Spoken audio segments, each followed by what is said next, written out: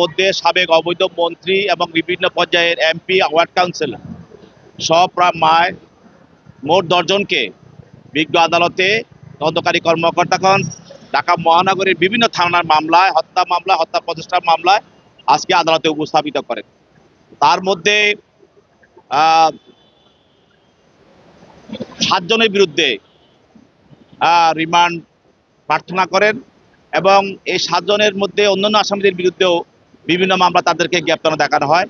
তারপরে পরবর্তীতে বাড্ডা থানায় একটি হত্যা মামলায় 7 জনকে 7 জনের বিরুদ্ধে রিমান্ড প্রার্থনা করা হয়। তার মধ্যে আছেন সাবেক বিতর্কিত বিচারক মানিক, আর আছেন আরেকজন সাংবাদিক গোলাম সরওয়ার পিন্টু, এবং সাবেক অবৈধ মন্ত্রী দীপু মনি, এবং বাণিজ্য উপদেষ্টা সালমান এফ রহমান, এবং সাবেক অবৈধ আইনমন্ত্রী আনিসুল হক এবং কাজী ফয়সাল ইসলাম, এবং সাবেক অবৈধ ঢাকা উত্তর সিটি কর্পোরেশনের মেয়র আতিকুল ইসলাম।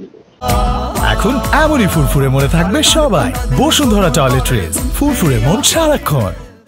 এদের বিরুদ্ধে তদন্তকারী কর্মকর্তা রিমান্ডের প্রার্থনা করে বলেন যে এই আসামিরা গত 20/7/24 তারিখে বাড্ডা প্রগতি সরণিতে একজন ভ্যান চালক হাফিজুল শিকদার গুলিতে নিহত হয়। এই বৈষম্যবিরোধী আন্দোলনের সময় সে পুলিশের গুলিতে তাকে নিহত হয় এবং তাকে হত্যা করা হয়। এই মামলায় এদের বিরুদ্ধে, আসামিদের বিরুদ্ধে প্রাথমিক তদন্তে এই মামলার সঙ্গে জড়িত থাকার বিষয়টা তদন্তকারী কর্মকর্তা পান এবং তাদেরকে আরও জিজ্ঞাসাবাদ করার জন্য এবং এই মামলার হত্যার বিষয়টাকে আরও অধিকতর তদন্ত করা এবং অন্যান্য আসামিদেরকে চিহ্নিত করা এবং আসামিদের জড়িত থাকার বিষয়টি আরও সুনিশ্চিত করার জন্য তাদের বিরুদ্ধে 5 দিনের রিমান্ড চাওয়া হয়। বিজ্ঞ আদালত তাদের পক্ষে আইনজীবীরা ছিলেন, আইনজীবীরা রিমান্ড বাতিল বলে জামিনের প্রার্থনা করেন। উভয়ের বক্তব্য শোনার পর বিজ্ঞ আদালত 2 দিনের রিমান্ড মঞ্জুর করে তাদেরকে তদন্তকারী কর্মকর্তার নিকট হস্তান্তর করে। কোতোয়ালি থানা মামলা নম্বর 12/11/2024 মামলায় তাদেরকে 5 দিনের রিমান্ড চেয়েছিল। সেখানে দেখা যাচ্ছে এজাহারে 253 জন এজাহার নামীয় আসামি।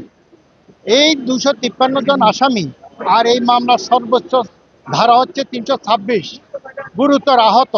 এখন গুরুতর আহত 253 জনের মধ্যে কে এই ভিকটিমকে গুলি করলো বা কে মারলো এটা কোনো স্পেসিফিক এই এজাহারেও নাই এবং রিমান্ড প্রেয়ারও নাই। এই জন্য বললাম যে এই রিমান্ডে নেওয়ার পরে 326-এর মামলা এই 253 জনের মধ্যে এই 2 জন যদি নেওয়া হয়, এদের থেকে আপনারা কি উদ্ধার করবেন? তাছাড়া যিনি সোলেমান সেলিম, উনাকে যে ঘটনা দেখানো হচ্ছে, উনার সংসদ যেই এরিয়াটা সেটা ভিন্ন এলাকার। ওই সময় এই ঘটনার সময় উনি ছিলেন না, এটা 5ই আগস্টের অনেক আগে। তারপরে মাননীয় আদালত বিবেচনা করে এবং সোলেমান সেলিমকে আরও কয়েকবার রিমান্ডে নেওয়া হয়েছিল, এই বিবেচনা করে 2 দিন করে পুলিশ রিমান্ড মঞ্জুর করে।